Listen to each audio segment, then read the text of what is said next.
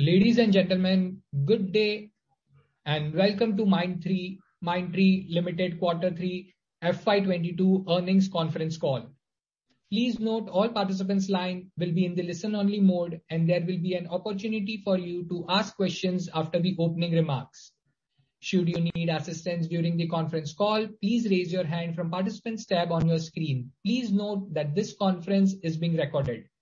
I now hand over to Mr. Vinay Kalingra. Thank you and over to you. Thanks, Aditya. Welcome to this conference call to discuss the financial results for the third quarter ended December 31, 2021. Trust all of you and your loved ones are safe and in good health. Today on the call we have with us Mr. Debashish Chatterjee, Chief Executive Officer and Managing Director, Mindtree, Mr. Venu Lambu, Executive Director and President, Global Markets, Mindtree, and Mr. Vinit Teredesai, Chief Financial Officer, Mindtree. We will begin with a brief overview of the company's Q3 FY22 performance, after which we will open the floor to Q&A. Before I hand over, let me begin with the safe harbor statement. During the call, we could make forward-looking statements.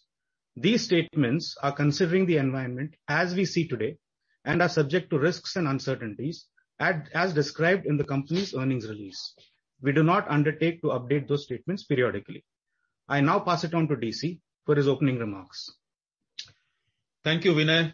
Good evening and good morning to everyone on the call. Thank you for joining us. Wish you, your families and your colleagues a very happy and prosperous 2022. I hope all of you are staying safe and healthy. We are pleased to report strong revenue of $366.4 million, sequentially up 5.2% in constant currency, in what is a seasonally soft quarter because of furloughs and holidays. In USD terms, our revenue grew 4.7% sequentially and 33.7% year over year in the third quarter. Our order book, comprising a healthy mix of annuity and transformational deals, stood at $358 million, up 14.6% year over year, taking our year-to-date TCV to more than $1.2 billion. Our EBITDA margin, a measure of our operational rigor and efficiency, came in at a healthy 21.5%. Profit after tax, or PAT, for the first 9 months of FY22 stood at $158.8 million, exceeding the PAT for the entire FY21.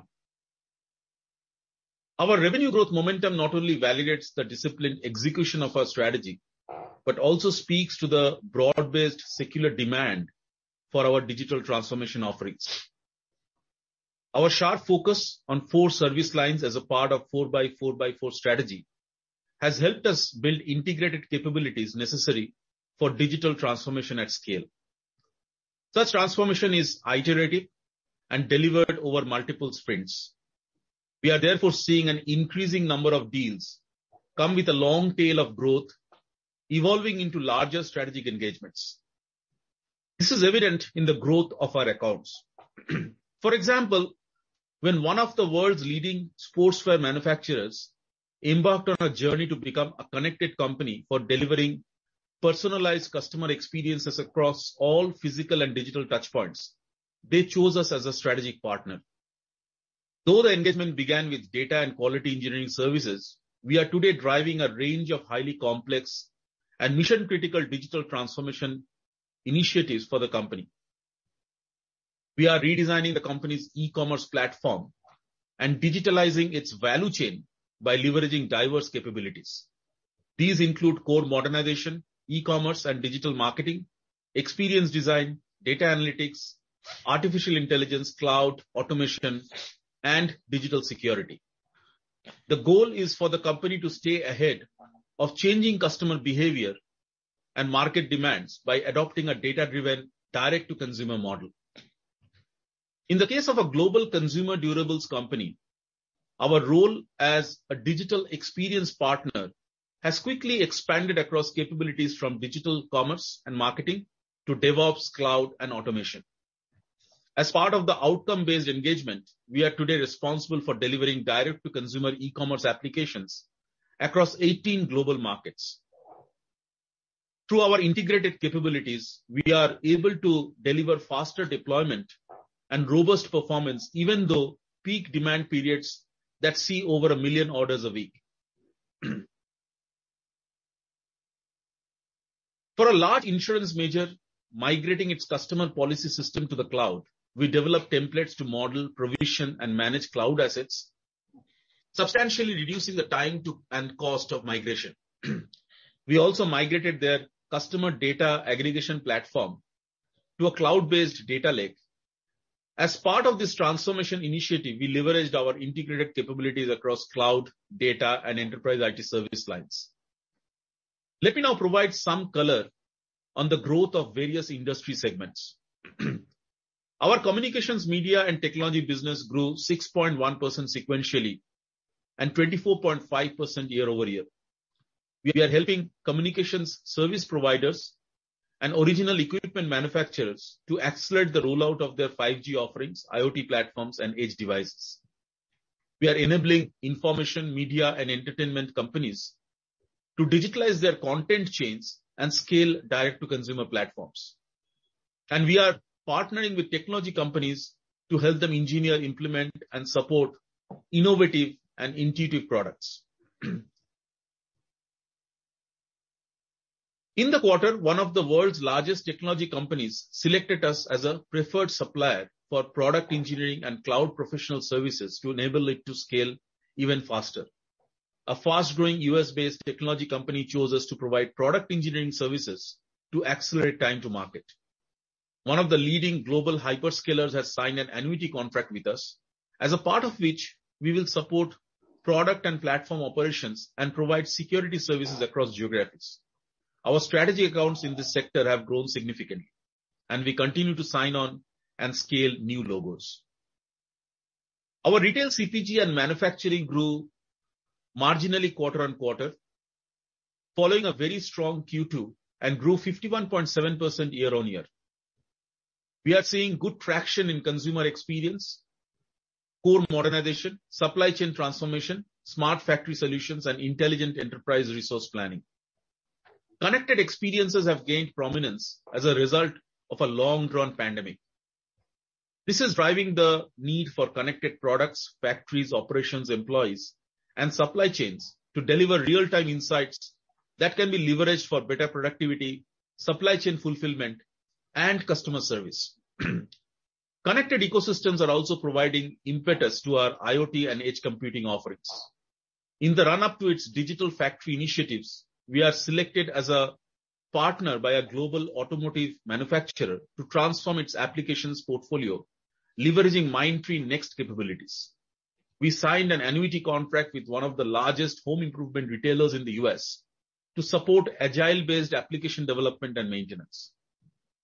We were also selected for a digital transformation program by an Australian online automotive marketplace. Our banking, financial services, and insurance business grew 4.2% sequentially and 19.4% year over year, hitting an annualized revenue run rate of $250 million. Customers in this sector are increasingly driven by the need to realign technology portfolios, accelerate adoption of future technologies, modernize legacy infrastructure, and reimagine channel strategies. During this quarter, a large credit reporting agency selected us to build a specialty finance platform that help it drive rapid growth through differentiated data assets and new products. We were selected by a leading credit card provider in the US as a transformation partner across multiple service lines, while a leading US fintech company chose us to modernize its core banking platform. A leading indexed annuity carrier in the US selected us as a strategic partner to accelerate the development of new channels and elevate the customer service organization through superior digital experiences. Coming to our travel, transport, and hospitality business, we crossed the $200 million revenue run rate this quarter, growing 7.4% sequentially and 56.4% year over year. Revenues from this business are at pre-pandemic levels, and we continue to be deeply involved in key transformational initiatives at our customers and expanding our strategic footprint with them. Our relationship with one of the major American airlines is a case in point. It began with a quality assurance program. Today, we are working with them to optimize and transform their network operations to significantly reduce the resolution time for choke points, thus providing superior passenger experience. We were selected as a strategic partner by a global vacation company to create competitive differentiation in the leisure travel segment by transforming customer engagement across marketing, sales, and services for all its brands globally. Our strategy to diversify beyond the airline and hospitality sectors is yielding good results. We won deals with a rail company in the UK and a fast casual restaurant chain in the US.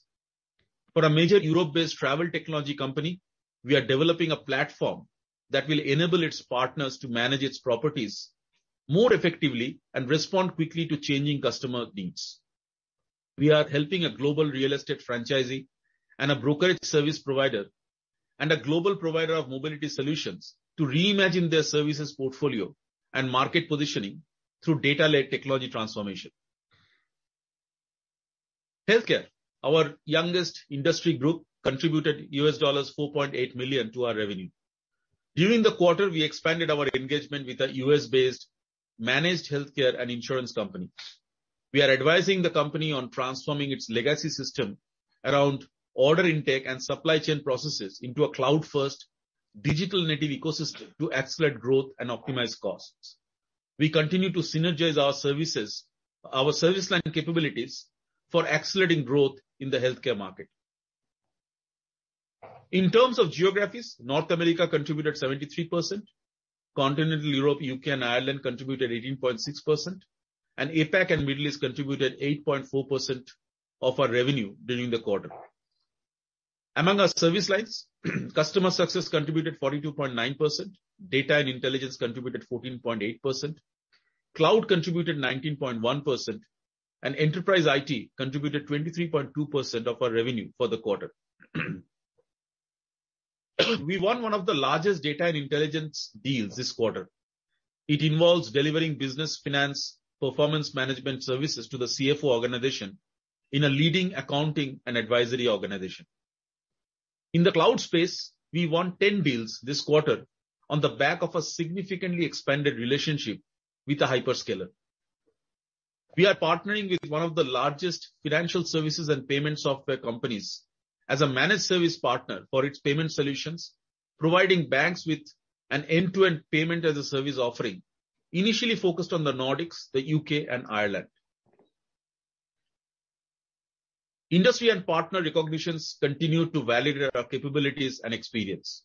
We were named as a major contender in Everest Group's 2022 Peak Metrics assessments for mainframe services, advanced analytics and insights, IoT services, supply chain solutions, and platform IT banking services. We also earned the AI and machine learning on Microsoft Azure Advanced Specialization. Our ability to bring innovative ideas and future-ready talent to support rapidly evolving transformation needs is what differentiates us. We are reorganizing ourselves to turn this differentiation into an even stronger competitive advantage. As a part of our ongoing endeavor to sharpen our strategic focus, operational agility, and customer value, we elevated senior Mindtree execs to larger roles this quarter. Radhakrishnan Rajagopalan was appointed as company's global head for technology services, and Suresh HP took on the role of global delivery head. As we enter the next phase of growth, we are strengthening our employee value proposition by driving a talent mindset across the organization and making talent an integral part of the organizational fabric. An important step in this direction is to bring the entire employee life cycle, ranging from outreach and recruitment to career development, under an integrated talent function. To lead our integrated talent program, we welcomed Suresh Bethabandhu this quarter as the company's Chief People Officer. We also named Panish Rao as our global sustainability head to drive our enhanced ESG commitment. We are continually building upon our highly engaged, people-centric culture, aligned with our work ethos focused on purpose, caring, learning, and delivering results. We onboarded more than 4,500 Mindtree Minds this quarter, taking our global headcount to more than 31,900. For the quarter, our LTM attrition was 21.9%. To meet a growing client demand for our services, we have re-energized our recruitment engine. We are not only on track to meet our aggressive hiring targets for FY22, but also expect to significantly increase hiring in the coming quarters. As part of our work of the future talent strategy, we are also tapping into Tier 2 and Tier 3 cities and setting up offices in Coimbatore and Warangal. With a rejuvenated campus hiring program, we expect our hiring momentum from campuses to increase by 40 to 50% through FY23. Mindtree Edge, our unique learn and earn program for BSc and BCA graduates, continues to progress as planned. By remodeling and strengthening our flagship training program for fresh graduate hires, we have been able to accelerate freshers' deployment to client projects. The broad range of career and development opportunities resulting from our growing and diverse client, technology, and geographical footprint makes us an attractive employer. The power of our brand is also reflected in the sustained success of our employee referral programs. Our focus continues to be on complementing external hiring with internal talent development. During the quarter, external certifications were 50% more than those in the preceding quarter.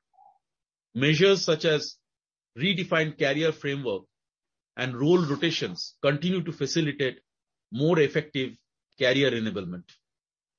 I will now turn over the call to Vinit for Q3 financial highlights. Vinit. Thank you, DC. Good evening and good morning to everyone on the call. Our strong financial performance in the third quarter validates the strength and continuous execution of our strategy. This is the fourth consecutive quarter of 5% plus revenue growth in constant currency terms.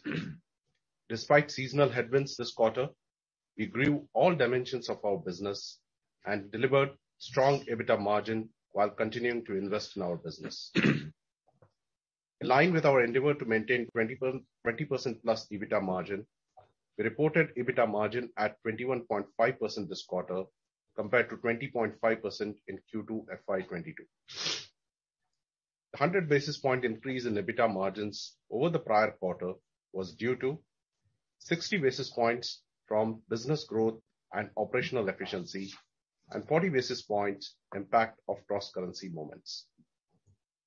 Our reported EBIT margin for the quarter was 19.2% compared to 18.2% in the preceding quarter. The effective tax rate for the quarter was 25.5% as compared to 25% in Q2 FY22. Net forex gain for the quarter was $5.5 million. Profit after tax margin for the quarter was 15.9% as compared to 15.4% in the previous quarter. PAT in absolute terms grew by 32% year on year to $58.3 million. Earnings per share was 26 rupees 50 paise for the quarter as compared to 24 rupees 20 paise in Q2. Our DSO for the quarter stood at 64 days. Our cash and investment balances were at all-time high of $412.7 million. For the quarter, operating cash flow to EBITDA improved significantly to 87.7% versus 63.6% in the previous quarter. Free cash flow to EBITDA was at 77.6% versus 52.6% in the previous quarter. Annualized return on capital employed for the quarter was 44.5%. Return on equity for the quarter was 36.2%.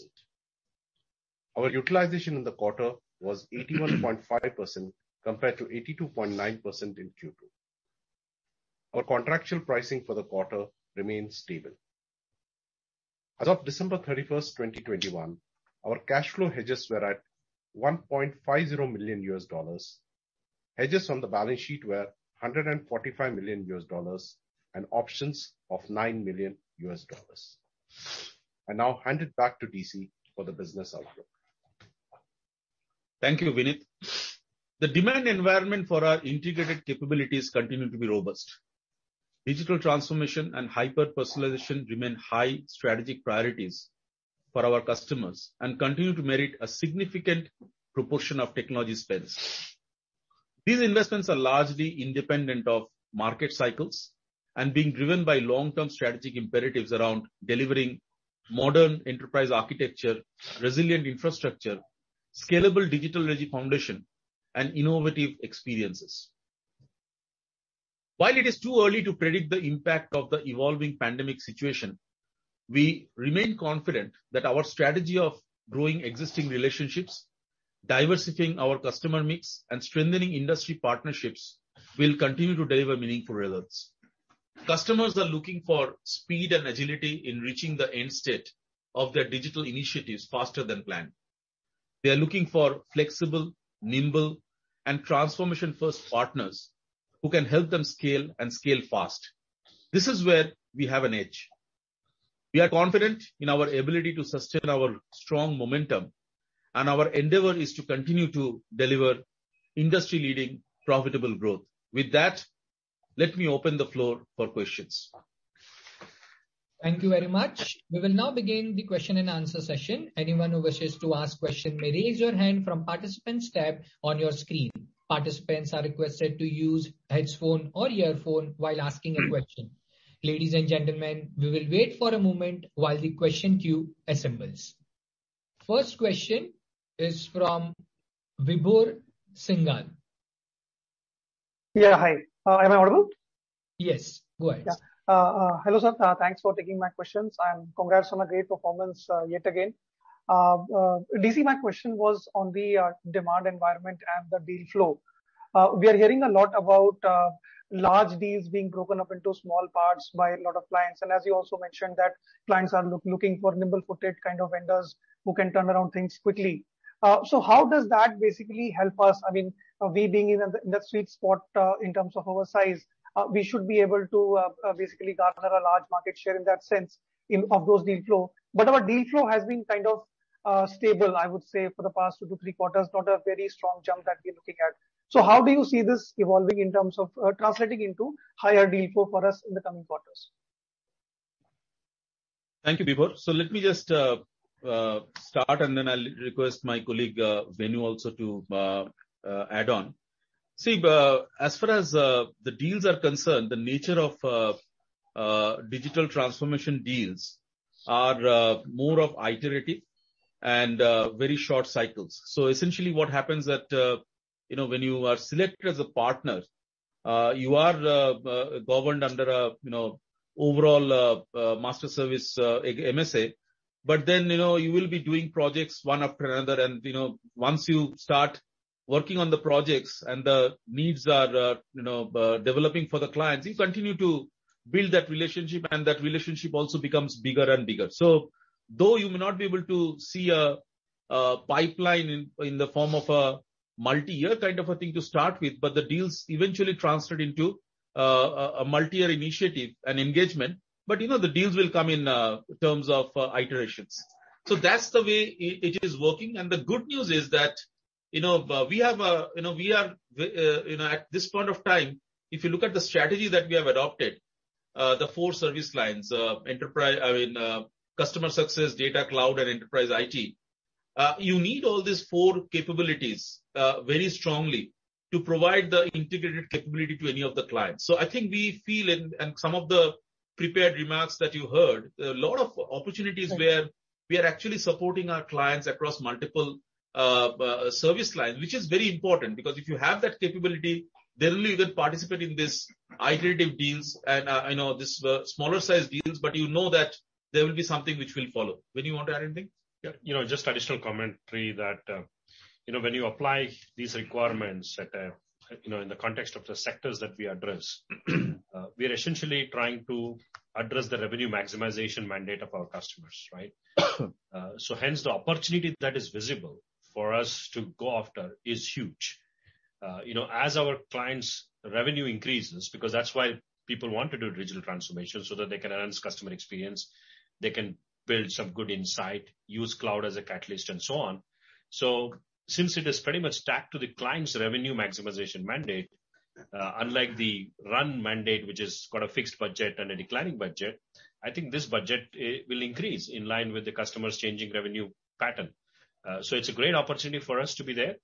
Though it is a shorter and iterative in nature, the sprints are numerous. So hence, it's a great opportunity for us to grow, with that trend. So if I understand it correctly, we're trying to say that maybe this entire deal flow or the strong demand environment might not be reflecting in the deal flow absolute number that we report. But in the next few quarters, I think the revenue maximization part of that should definitely translate into higher revenues for us. That's correct. It's fair to say. Got it. Sure. So my next question was to Vineet. Vineet, I think we've had very strong margin expansion. I think we're continuously surprising on margins front every quarter after quarter. So if I just look at the margins profile of this quarter, I think our gross margin level also expanded and we're now well above 40% in terms of gross margins. And there was also almost a 70-20 basis point benefit from lower subcontracting cost. So I think subcontracting cost as a percentage of revenue has come down from, I think, 11.5% at the peak to now less than 10%. So just wanted to tie these two things up with the kind of supply side challenges that we have. So despite the supply side challenges, we know the high attrition which is there for us and the industry and the salary hikes that we have to give. How is it that we are able to expand our gross margins and reduce the subcontracting costs? And do you believe it is sustainable going forward as well? Yeah, thanks, Vibhor. As you rightly pointed out, that the subcontractor cost is one of the operational levers that we are able to utilize it for scale up, scale down, and that has a pretty much good impact on the margin story. The second also aspect is also the fact that we are able to get a good traction of freshers into the billable community, which is actually helping us in terms of managing our delivery but keeping our cost at a minimal level.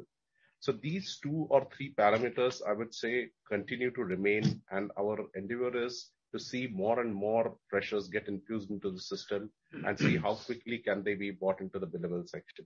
So that has been our endeavor, and that's how we will continue.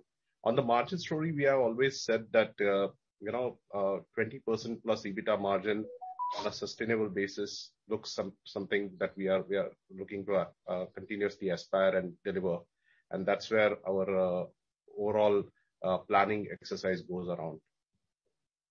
Got it. So in this case, let's say in this quarter, like we exceeded that guidance and we reported around 21.5% EBITDA margins. Going forward, if our margins is comfortably ahead of our guidance, would we be looking to plow that some of that part back into the business in terms of, let's say, higher S&M spend to grow, or we would just let the path of profitability take its own course? No, absolutely not. Our intent is definitely to see whatever margins we are able to make above 20% is to invest back into the business. It does not mean every quarter we will be able to deploy that money back into the business. So as and when the right opportunity comes in, we think we are geared up to make those investments and still deliver a profitable growth story of 20% plus that has been mentioned in the past. Got it. Can I just ask one more question? One last question on my favorite. Okay, sure. Yeah. I'll come in the queue back again. Thanks a lot, guys. Thank you. Next question is from Manik Taneja.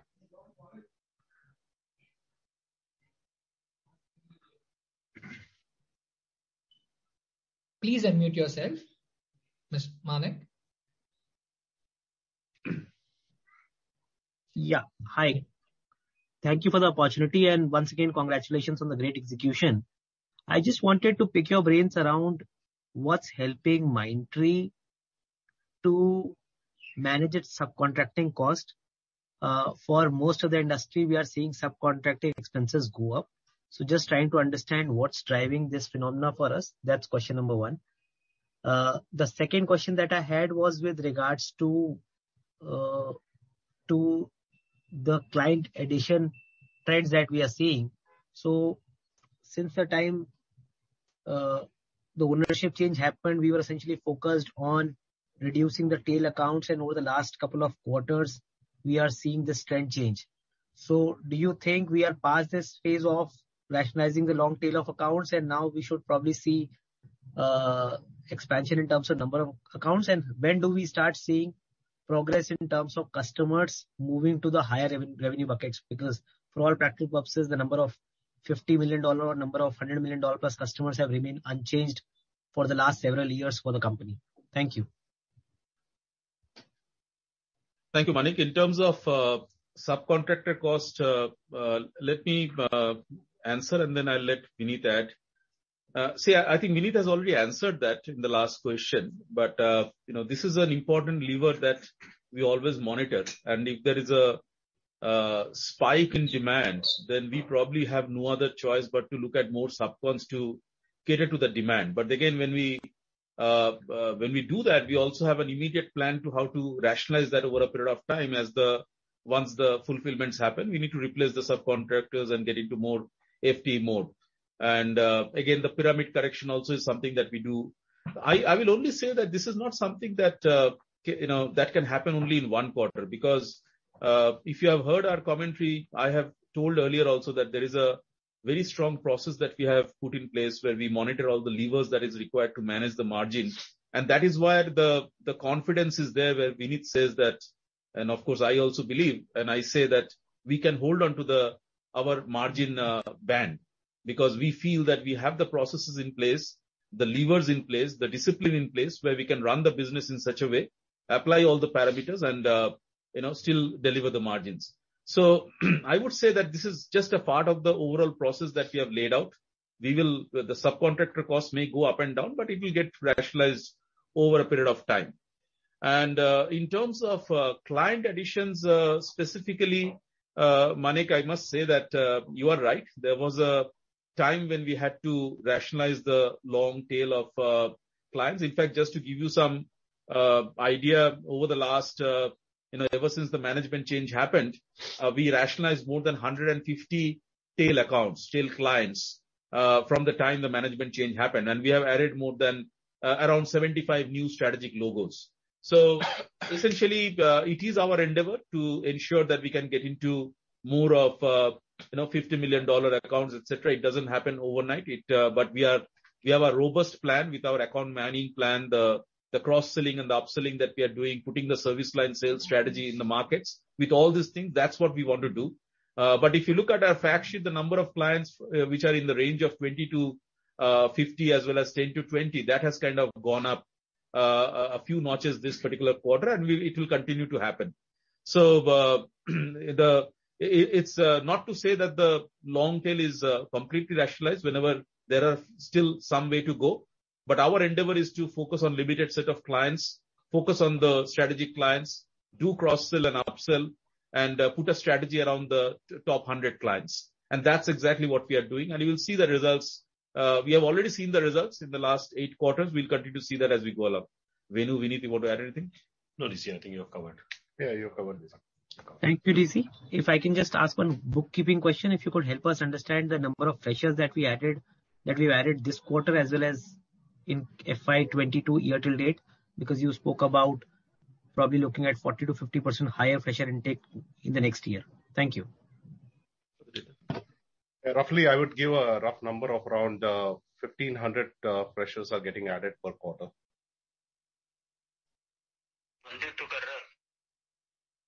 Thank you. Next question is from Dipesh. Yeah, thanks for the opportunity. A couple of questions, just continuing on the previous question about fresher addition related things. So broadly, you are indicating around 6,000 fresher addition likely to happen this year. And on that base, we intend to have almost 50% uptake. That is right understanding, or I misunderstood it?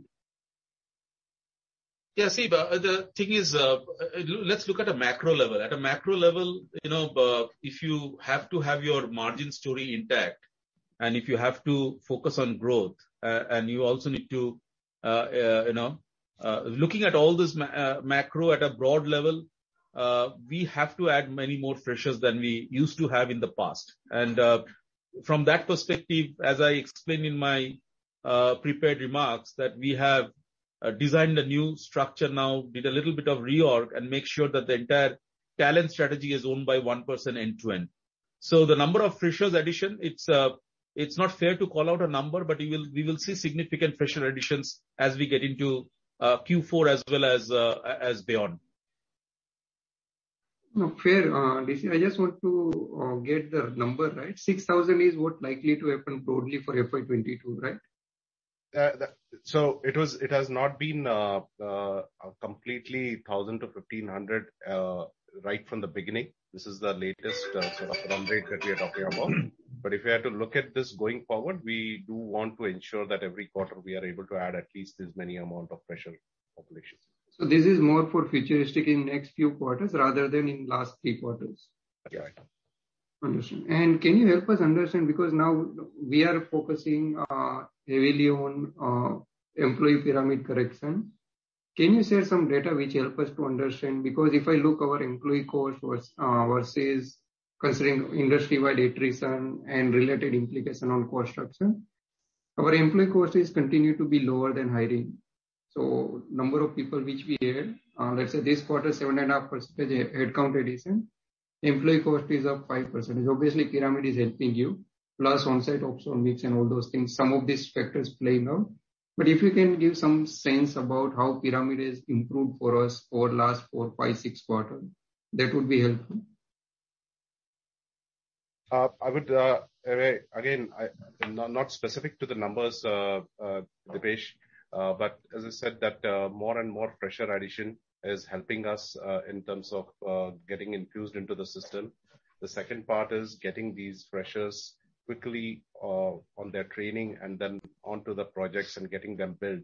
We had quite some good success stories in some of our industry verticals whereby the fresher acceptance was very, very nice, and they have become a sort of a case study for the other industry verticals to sort of follow.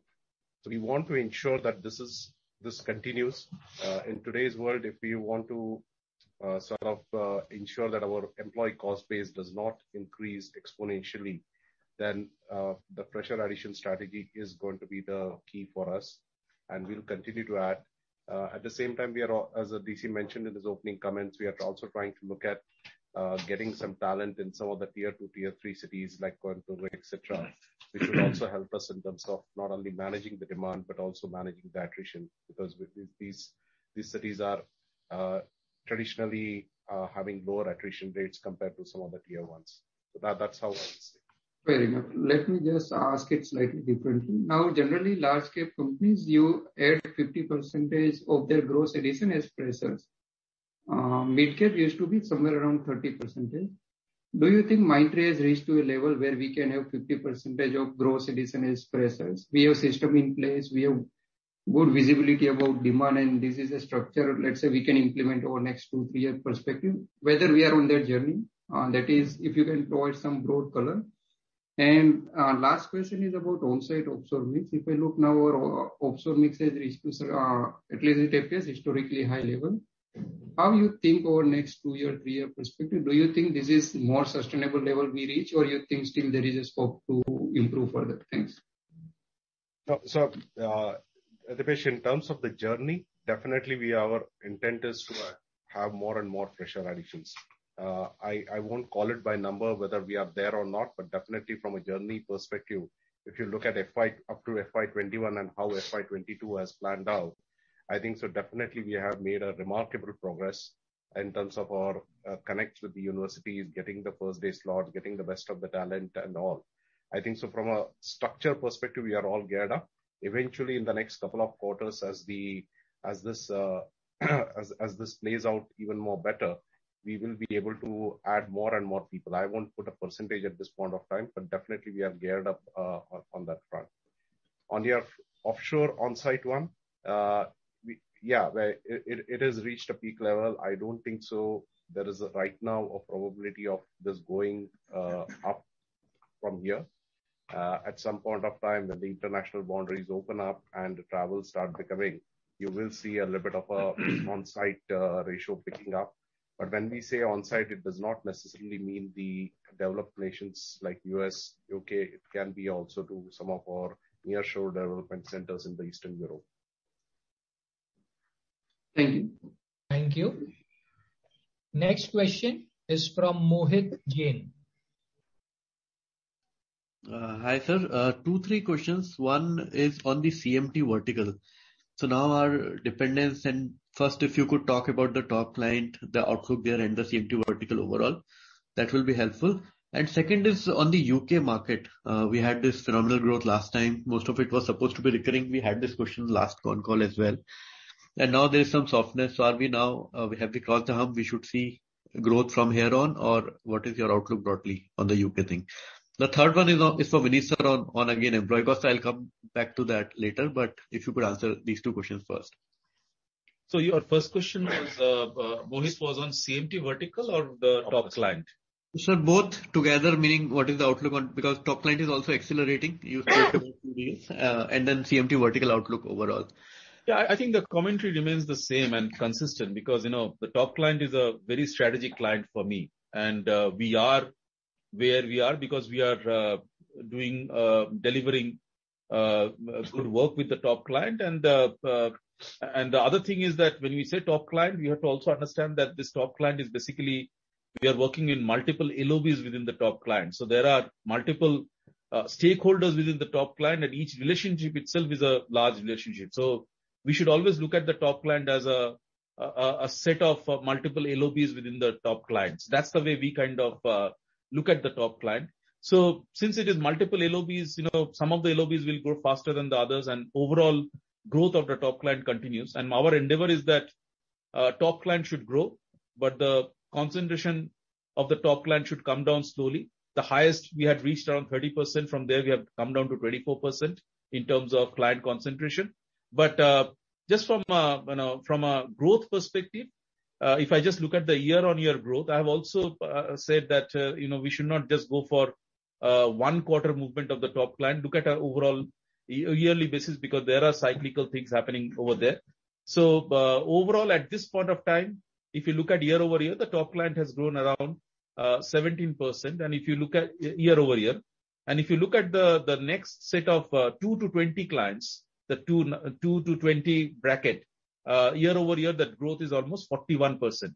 So which means our strategy of growing the top client is intact, but at the same time, our strategy of growing the other set of accounts through cross-selling and upselling and doing more effective account mining, and providing selling the integrated capabilities, that is also intact. So I hope that answers the question, and I'll let Venu comment on the UK part. Yeah, sure. Look, I think on the UK part, if you actually look at it, when we spoke last quarter, we did speak about the continued demand that we see in supporting the major segment, which is where we have a lot of clients in the UK, which is the retail and CPG segment. And we saw that growth happening in Q2. And even if you look at from an year-on-year perspective for the corresponding quarter, we've actually grown more than 60%, right? The UK growth has been almost 65% plus on a year-on-year basis. So, one particular quarter on a quarter-on-quarter basis, is not really a reflection of any certain trend. It just happened to be that, the retail and CPG sector, which is fairly dominant for us in the UK, clientele base, this is typically a peak period. The Christmas happens to be the peak period. And during this peak period, the big transformation or the digital intervention projects don't happen because, you don't want to disturb the business continuity. So you keep this period more as a freeze period. So I wouldn't read anything more than that, because this region has grown more than 60% year on year. So I'm still optimistic about how UK will grow in the subsequent quarters as well. Perfect. So, few for Vineet sir. One is on this employee cost. If you look at the breakup in the notes, there's this provident fund amount which has sort of declined on a YOY basis. Is there a reversal or something which has happened or change in policy? So last year, if you remember, Mohit, we had made the provision for one of the provident fund accrual that was needed, and that's the reason last year there was a one-time sort of a reclassification exercise that happened. But if you look at from a normal perspective, there is no change. Sir, I looked at 9 month to 9 month also there was a decline. So it looked like it's the same, no? It's a last financial year also. Such a big. Okay. And second was on your receivable days, like working capital seems to be going up quite sharply. So if you could help us understand, is this the new normal 80-85 kind of days, or do you think receivables will eventually come down? Last is on Next. Was there some payout in the quarter because this was acquired last quarter, right? So I was hoping that the payout would have happened in September. No, so look, on the DSO, it's a marginal uptick at this point of time. Our endeavor is to ensure that from a bill DSO perspective, it remains within the 60 to 65 days range, and that's what we endeavor to achieve. There are a few pockets whereby you face a little bit of an extended credit terms, but nothing but really to change the DSO. And as far as the next extended credit terms for few clients, is it? Few clients, there is an ask for a little bit higher credit period. So this is for the entire MSA, like going forward also they will remain in that higher credit period. Some clients, again, Okay. as I said, majority of our clients continue to deliver the money in the requisite time frame. And on Next, the acquisition was effective July 1, so it happened in the last quarter.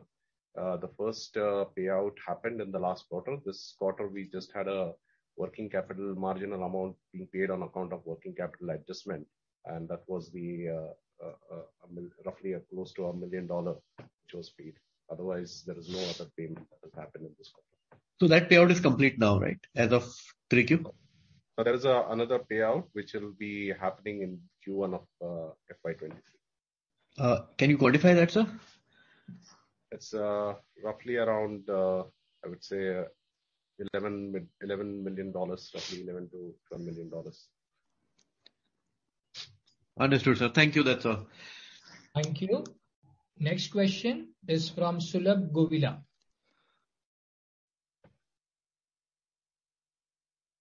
Please unmute yourself.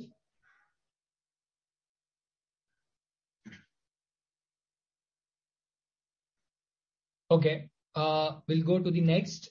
Next one is from Abhishek Shindadkar.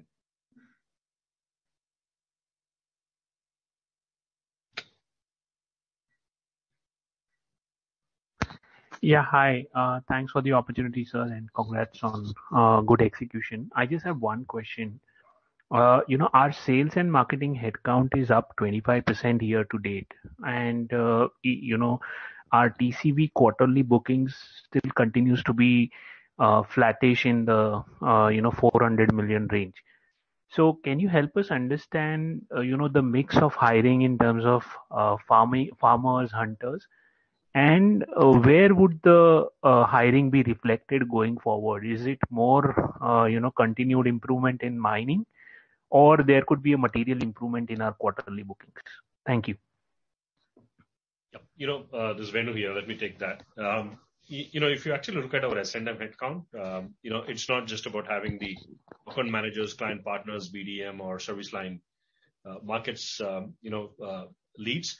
The S&M headcount also includes the capability that you need to build to do the solutioning, to do the bid management, and other aspects of the sales and marketing process. So hence, it's not necessarily a direct reflection of number of people who are actually in the front. So that's the first one. With regard to where the focus is going to be, look, we've been very clear that we wanted to expand the value share of our existing customers as when we started the account rationalization. So we made a very significant investment in actually in our client partner team, in our vertical teams, account managers, service line specialists, and so on. So that investment will continue. As and when we acquire the new logos, we'll continue to over-invest in those accounts to expand.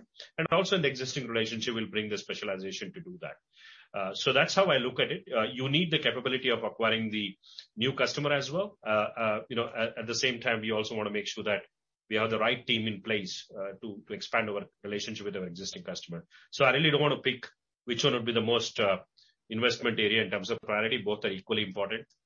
So that's how I look at it. That just additional commentary I would like to make is that we also made some announcement with regard to the geo opening, right? The Asia Pacific, we got the new geo leader who's just about 3 months old in the system, and so is the leader in DACH and so on. So there has been some new teams which has come about over the last 1 quarter or so. So hence again, it's too early to relate to those additional outcomes to the additional booking. But the investments we're making is with the purpose that we'll continue to grow and we'll show that improvement on all these aspects. That's helpful. Thank you for taking my question. Thank you. Thank you. Next question is from Ashwin Mehta. Yeah, hi. Can you hear me? Yes. Hi, thanks for the opportunity and congrats on a good margin execution. In terms of two questions from my side, one is on the travel vertical. So that on a last 12-month basis has given us almost 1/4 of our incremental revenues. Now, given the Omicron scare, what is the near-term outlook of this vertical? Anything that you've felt in terms of your clientele here? And the second question is around segmental margins, wherein the CMT margins have gone up by almost 280 bips this quarter. So what drove this disproportionate increase in margins and how sustainable that is? Thanks, Ashwin. So let me just provide some details. In terms of travel and hospitality, there are a couple of pointers. One is we have been also trying to diversify in this industry segment and go beyond traditional airlines and hotels per se. So we have been looking at surface transportation. We have been looking at food and beverage. We also have a lot of car rentals within this. So essentially, it is that we recognize the need to diversify, and we have been doing that very consistently over the last 3-4 quarters. The effect of Omicron is we are watching it very closely, and it is not evenly distributed within this sector. For example, if you look at car rentals, they're actually seeing greater traction right now. Food and beverage, hospitality are cautiously optimistic because of the situation. And of course, there are the softness that we see in terms of cruise liners as well as business travel. So we are watching it very closely, but the fact that we have diversified gives us the confidence that we should be able to tide over it, over a period of time. In terms of CMT specifically, I think there are two aspects. One is I think Vineet touched upon the subcontractor. I think we have been very conscious in terms of subcontractors can come in, but over a period of time they need to be replaced. And the other aspect also is that there are situations where if there are very niche skills that we are providing for our clients, some of these niche skills are premium skills, and we are also able to build differently for those particular niche skills. So it cannot be just one factor. There are multiple factors like this which we look at, and that's why you see the uplift in the margin. I'll let Venu to add additional color if you want to. No, DC, I think you pretty much covered that part. I think the TTH diversification is probably, I would emphasize it once more. Look, when we started recovering this revenue, post-pandemic or during the pandemic, I would say we're still in pandemic, over the last 2 years, the strategy was not just about recovering the revenue that went down in the first lockdown. The strategy was more about, building resilience in the system. So the diversification of TTS requires a new lens to look at it. The kind of customers that we are onboarding are necessarily in the direct line of impact. So, we're fairly confident in the short term. Of course, you can't predict how the new viruses or new set of variants should come about. But given where we are today, I think the diversification strategy would actually build the resilience in TTH. Thanks for the answers and all the best. Thank you. Next question is from Vibhor Singhal.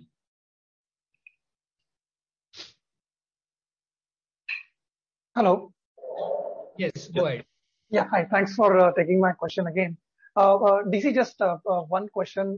Wanted a bit color on the retail and the BFSI segment, two separate segments, of course. Now, retail segment, of course, we saw a very strong growth last quarter. And I think on the back of that base, I think on a Q-on-Q basis, I think this was more like flattish. So just wanted to basically pick your brain on this part, that how is the growth looking in that segment going forward as economies across the globe recover, and the retail segment has seen kind of an uptick for almost all of our peers and overall industry as well. Secondly, just wanted to understand our strategy in the BFSI segment. Now, given the size that we are, both in terms of our revenue and market cap, I think most of the other peers that we have a higher share of BFSI revenue in their segment. BFSI tends to be the bread and butter of most of our IT services company. We tend to have a slightly kind of a differentiating profile where our concentration of high tech, travel, and these segments are more, and travel is relatively lesser than the peers. So where exactly do you think, so what exactly are the areas that we are focusing on BFSI, and what is our strategy for this segment, not from a, let's say, next 2 quarters point of view, but from a, let's say, next 3 to 4 years point of view? Okay, so Vibhor, let me just start, and then I'll request Venu also to provide some additional color. See, as far as the retail consumer goods manufacturing segment is concerned, yeah, it's kind of a marginal growth on a quarter-on-quarter, but on a year-on-year basis, we still grew around 52%. And one of the things is we had a very strong Q2 in this particular area, in this particular vertical. But the other thing which you also need to understand is, especially for retail and consumer goods, I think all the transformation initiatives, they kind of take a backseat, and during the holiday seasons, there are a lot of freeze that comes into place. And as a result of which, some of the initiatives that we are working on, that's just kind of put on pause, but that doesn't mean anything, because that will again get restarted, and already has got restarted as we get into the Q4. So that is the reason why you see that it is flattish, but from an overall demand standpoint, I don't think there is anything that we are concerned about. And of course, I mean, we have to watch the Omicron situation. That's kind of evolving very fast, and we are very cautiously watching it. In terms of BFSI, I would say that the strategy that we have adopted is, first of all, we had to stabilize this. There were a big bit of consolidation that happened early days post the management change. So we kind of went over that. Now it's in a growth momentum.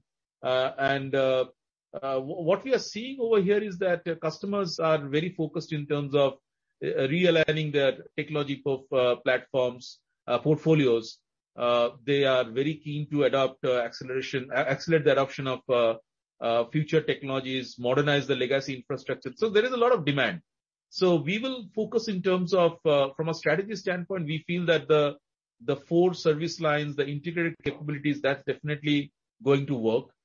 There is a lot of opportunities that we have through partnerships as well, through hyperscalers, as well as some of the industry leaders in terms of the vertical platforms, the product providers. So we are in the process of doing a lot of partnerships so that we can tap into this particular segment, and some of that we kind of articulate in the opening remarks. But one thing which you have to also understand, that this is a segment where it takes a little bit of time to build the relationship and grow the relationship, because BFSI is one segment where clients tend to be with the respective providers, and they don't change. So it takes a little bit of time, but I think our strategy is put in place, and I'm sure over a period of time we will continue to grow in this segment as well. Venu?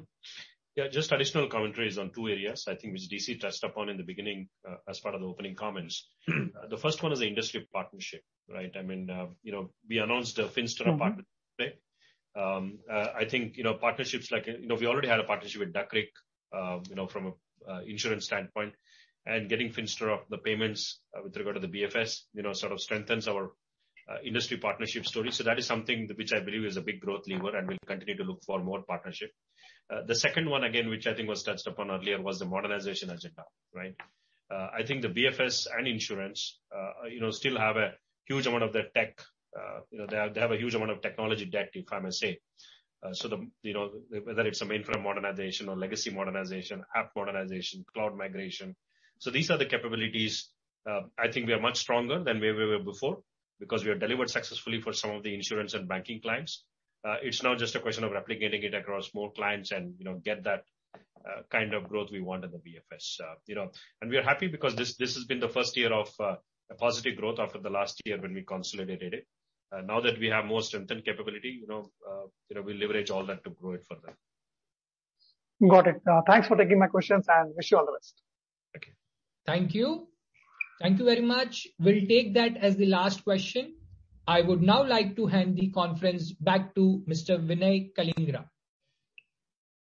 Thank you all for joining this call, and thanks for your continued support. Stay safe. You may now disconnect your lines. Thank you. Thank you. On behalf of Mindtree Limited, that concludes this conference. Thank you for joining us, and you may now exit the call.